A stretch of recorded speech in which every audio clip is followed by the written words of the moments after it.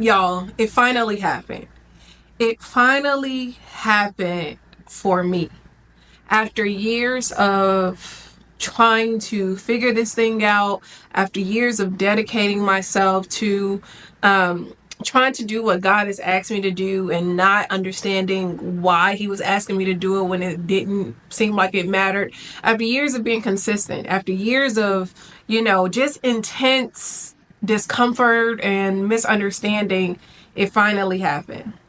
I finally stepped into the kingdom. Now, I'm going to tell you everything I know. I'm going to tell you everything I know. Now, I'm new here. I haven't been here long, maybe about 3 to 4 days. But when I tell you the air is different on this side of things, the air is different, and I fully understand the parable of the treasure now. I fully understand why Jesus told that parable about the man finding this treasure hidden in a field, and in his excitement goes and buries it and then goes to sell everything he has, because I finally understand, because I'm finally in it, and it took me so long to get here. And I'm gonna try to do this without crying, but y'all go ahead and like this video, share it with a friend, subscribe to the YouTube channel, because I need to tell you how this happened. Now, a few days ago, I told y'all that my deliverance took 11 months, right? Deliverance not necessarily from evil spirits and all these other things, but deliverance from the way I was living, and not sinful living, but living in a way that was not fully understanding and grasping the kingdom, like not fully having the abundant life. That's what I mean. And, I explained in that other video that I had to come to the end of myself. I had to be willing to let it all fall apart, which was hard. Like breaking my will. I am a very resilient person. So breaking my will is not an easy thing. Like you don't get out of the hood and get to where I have been, right? Just because you're hopeful. No, you have to be resilient. You have to be tough.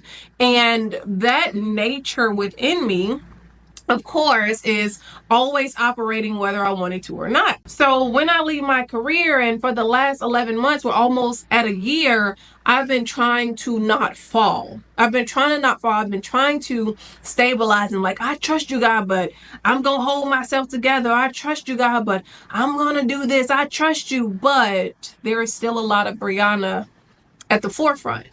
And this is not always a negative thing, right? Because it's not sinful, but it does get in the way of what God has been trying to do this entire time, which was allow me to fully step into the kingdom. Not this thing in theory, but this thing in practice.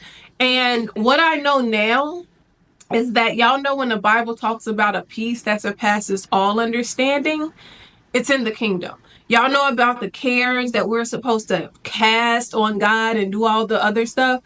It's in the kingdom. Like the thing that you're searching for, the thing that you're like, arguably, I would say so afraid of, right? Because it's going to require that you get out of the way. The life is in the kingdom. The ease is in the kingdom. I can't even explain it because I can't even put it into words. But I can say that when Jesus starts to talk about the anxiety cure, when he tells you to seek first the kingdom and its righteousness, and all these things will be added unto you, when he tells you don't worry what you're going to eat, don't worry what you're going to, where you're going to sleep and what you're going to wear, all those things. And, we sing the songs about it because God, if God clothed the lilies, how much will he clothe you? If he takes care of the birds, how much will he take care of you? All of those things that we say, but we struggle to believe, I finally believe it. I finally know how it feels to not have a care. I finally know how it feels to just show up and just be. And it took me so long to get here, but it's so wild because I'm like, it can't be this easy, right? It can't. There's no way that it can be it can all be so simple. Like Lauryn Hill says, like, there's no way it can be this simple. And y'all, it is. And it's not by works. It is not by what you do. It's not by how holy you are. It's what you're willing to forego. It is what you're willing to let go of so that God can be your provider fully. Y'all know we say that. We say Jehovah Jireh, my provider. But we don't want to be in a position to have to be provided for. I know I'm the main one. Let me just raise my hand and say, I don't want to be provided for. because I've had to get it out the mud this entire time. And so now that my will has finally broken, now that I have stopped trying to resist, and it wasn't even a conscious resistance, it was just a natural, I'm a natural fighter, right? Not like fist fighter, but I'm resilient. I can get through. I'm gonna see something through to the end. Like, I'm not a quitter. Now that I've finally given up and I finally quit, I've stepped into something so amazing, something so carefree, something so childlike. Like, I finally feel like I've tapped back into the childlike wonder. I've become like a child. Y'all know the Bible, Jesus says, like, unless you become like a child, you won't get a look at the kingdom, let alone get in it. And I was teaching that, and I'm like, I don't understand how we get back to this place. Like, kind of like Nicodemus, like, what must I do to be saved? And Jesus like, yo, you have to be born again. And he like, how we gonna do that? I'm grown. There is a way. There is a way. There is a way that when you come to the end of yourself, and I used to hate when people say that, and I hate this coming out of my mouth right now, but it's true. When you come to the end, the end of your rope, when you're like, you know what? Okay, if this is what it's gonna have to be, this is what it's gonna have to be. I'm not finna fight this battle. I'm not finna be like, oh my God, this spiritual warfare. No, I'm finna sit back, lean back, lean back. Okay, let me stop. I'm finna chill, because for the longest I've been trying to secure myself. I've been trying to, okay, well, this is how much money I got saved, and if God don't come through, I don't know what I'm gonna do. And oh my God, I'm trying to give him a chance. I'm trying to give him a chance. I don't know what I'm gonna do. I don't know what I'm gonna do. I'm not gonna do nothing. I'm not gonna do anything. Because as that scripture tells you, Matthew 6:33, about seeking first the kingdom, God already knows what you need. He's well aware of the danger you may feel like you're in. He's well aware of all those things. And no amount of crying, pleading, begging for mercy is going to speed up his timeline. He cannot be manipulated. And I know a lot of us be like, you gotta cry out, you gotta do this. Yeah, if you want to. If you want to cry out, sure. There is room in the scriptures that tell you you can cry out, but it does not say he is going to rapidly do what you want him to do. It does not say that, right? And I couldn't figure out the amount of times I cried out for mercy, the amount of times I cried myself to sleep, the amount of times I started to fast and like, yo, Brianna, you might as well go eat, because you're really just trying to fast to save God, change God's mind. The amount of times that I tried to go around this process, and I'm like, I don't understand. Why would he make me leave? Why would he make me leave? Like, I worked so hard for this. I don't understand. The math don't math. I've been a good steward. I've been a good child to my parents. I've loved my neighbor as myself. I've done the things that you asked me to. I don't understand. I'm missing something. I'm missing something. I'm missing something. What am I missing? What am I missing? What am I missing? You have yet to step into the kingdom. And it's easier said than done, because you have to forego your will. You have to give up so much of yourself, y'all. And for the last almost year, that was the struggle. I was struggling to give up so much of myself. I was struggling because I'm like, I didn't already gave up everything. What you want? I want your will. I want you to give up your will. I want, that's the last thing that's preventing you from stepping into this abundance that I have for you. You're still trying to do it. You're still trying to make it happen. You're still trying to make it work. And you know, when I said a few days ago that it just happened one day it just happened while I was just like, huh. And y'all know what's funny? I tried to manufacture the feeling before. Like, I was like, oh, I surrender. I was trying to manufacture surrender. It don't work. You can't lie. You can't lie your way into the kingdom, right? You can't lie your way into surrender. You can't lie because your will is very strong. And as I said, I am strong willed and I come from strong stock. So I was like, okay, I'm gonna give up, I'm gonna give up. And then the next day I'm like, nah, let me just do what I need to do, right? Let me just in case, just in case. And for the last few days, I'm like, nah, I'm trading for fun now. Have y'all ever heard me say that? I'm trading for fun? No.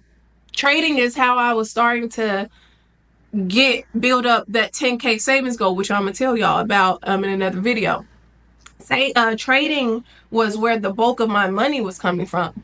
Trading felt like this has to be my career, and there was so much pressure attached to it. And I took some losses because of that pressure. But now I'm like, let's see what we're gonna do today. Let's see. Huh. Do you want to? Do you not want to? Do you want to? Do you not want to? Like, it's not a necessity. I'm not running to do it and, doing all the things that I would normally do because I'm anxious, right? I was anxious during those times. I was anxious. I was suffering from some type of anxiety because I'm like, how are you going to live? How are you going to survive? What are you going to do? All of these questions, you got to resign your lease. And shout out to my apartment complex for not raising the rent on me. You have to renew your lease. What you gonna do? I honestly don't know. And I'm okay with not knowing. I'm okay with waking up like I did this morning. I'm like, okay, let me just go for my 30-minute walk and not be trying to do warfare ton, because you can't warfare your way out of the will of God. When your season is the season of suffering, there is no strong tongues, warfare tongues that's gonna get you out because you can't fight him. He put you in there. This is not demonic. Now, some of it was a little bit probably demonic. And I feel like I need recompense and all the things. But like, you can't you can't fight with God. You can't pray your way out of the situation if he's like, no, this your situation. And this morning I just went on my morning walk. I love my neighborhood. I went on my morning walk, saw the beautiful homes, like, these will look nice. I wonder, or thinking about styles and stuff I want to get, because I know I'm gonna be a recession millionaire, so I'm not even worried about that. But it is the ease that you step into. It is the ease of God. It is freedom. This whole thing has been about freedom, and we sing freedom. I can't sing, y'all, but y'all know the song. Freedom, freedom, freedom. We talk about freedom. We romanticize freedom, but freedom is an ugly process. The process of getting free is ugly, it's bloody, it's brutal. It's ugly, it's brutal. It's gonna snatch your. You're gonna look like Rocky. You're gonna look like Rocky, right? And that is the price you pay for freedom. But y'all, I have stepped into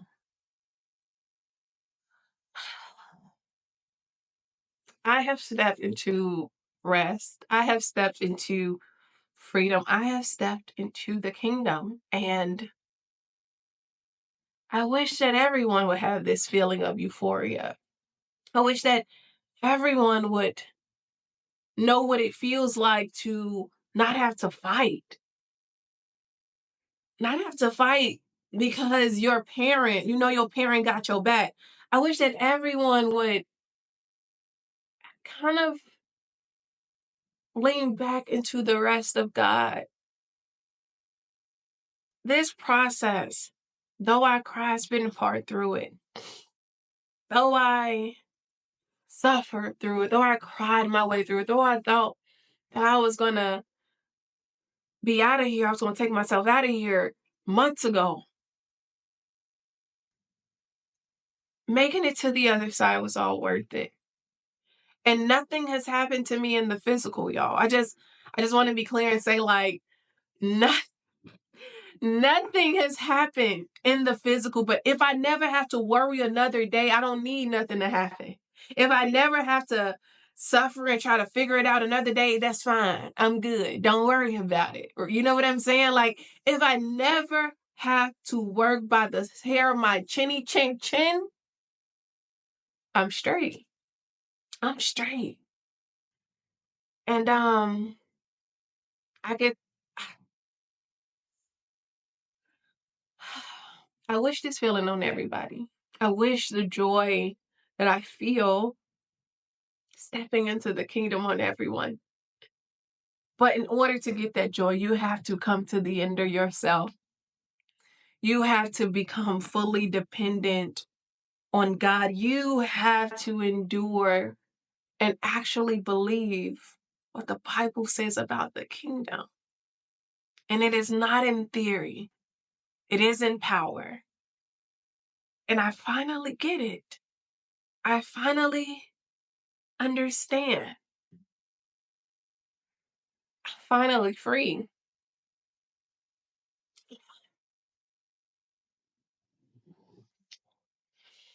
And these are tears of joy, right?